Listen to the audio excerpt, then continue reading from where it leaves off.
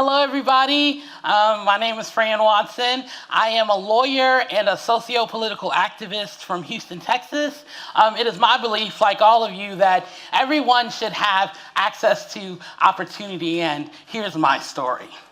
So I was 13 years old when I lost her, my foundation, my biggest fan, my mother. I lost her to drugs. The pain was indescribable. And just like that, I had to push the pain aside and take on a new role. I had a younger brother to watch over. I had aging grandparents who depended on my mother, and now they would depend on me. I was hurt, I was angry. My life had taken this different turn. I was young and old, all at the same time. I was expelled from high school. I had a 10th grade education because I was told we are no longer responsible for you. This led to a series of fast food jobs, sometimes 2 jobs at the same time because I had to take care of my family. Now, eventually I did get my GED. I graduated from college and law school with honors.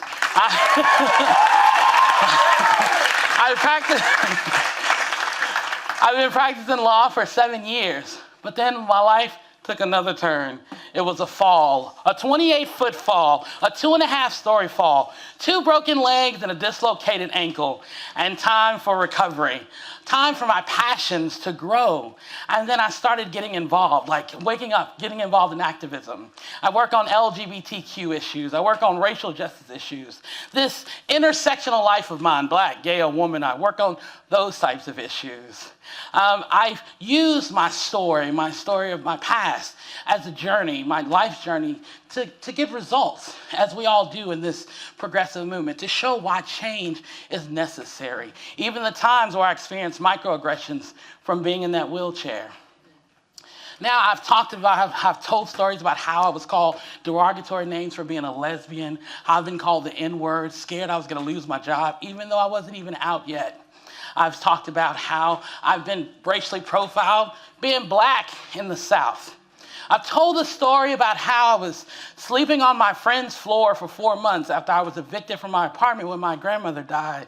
And all of these realizations and realities, they caused me to wake up and join the progressive movement. And I am not alone in this. All over America, all over the world, frankly, so many people tell their stories of pain, their stories of suffering, and they use that as a push to show why change is needed. They tell their stories over and over, stories about how they lost their families to gun violence, stories about being bullied because of their sexual orientation and their gender identity, stories of how they are continually being sick or their family's death because of lack of access to health care. They tell these stories to the media. They tell these stories to donors when we're looking for donations and emails. They tell these stories over and over to voters, to people in power. Now, every time a person tells their story, it is a trigger, right? Every time Eric Garner's mother has to continuously talk about her sons being choked to death, that's a trigger.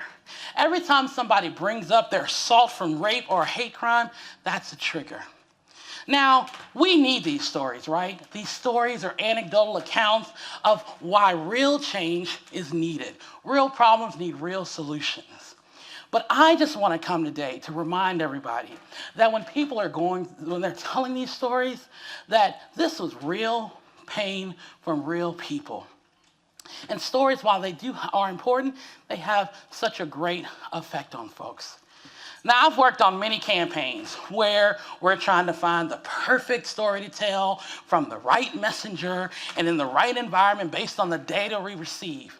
And it got to a point where we were just utilizing people for their painful story. Now, the work we're doing is for the greater good, but we just have to remember at the end of the day, that person has experienced trauma. And we need to ask ourselves, what happens when the campaign is done and we've moved on to the next big issue, the next big thing? Now, I am proud of being progressive, right?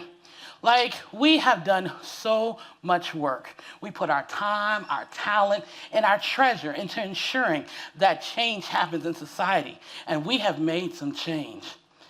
But as we continue to move society forward, I just want us to remember that these stories, while they do have power, they are connected to real people, and that even though things may be over, let's acknowledge that and check up on folks every now and then. Good day, Progressives.